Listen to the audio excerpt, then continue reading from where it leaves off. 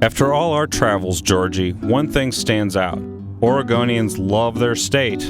This is one of the most beautiful places on earth. But I get a feeling that most people don't understand the truth of what we saw this week. Most of Oregon's problems have been self-inflicted. Whether it's rural poverty, the loss of timber jobs, the insane traffic, the failed education experiments, or the crazy land use laws, Oregon's decline is the result of choices our leaders have made. Oregon is divided between those who are doing just fine and those who are truly struggling. Sadly, the folks who are doing well seem oblivious to the poverty and the decline of the state. I can't tell whether they don't see the problems or they just don't care. But when it comes to money in our pockets, there's no denying that we are much worse off than our neighbors.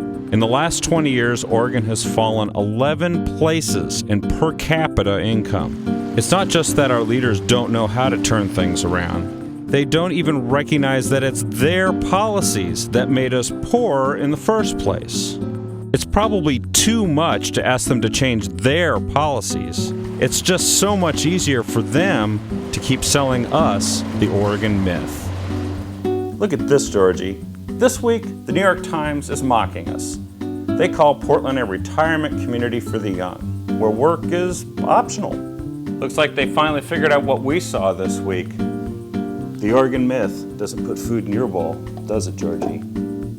I think we have some very tough choices ahead.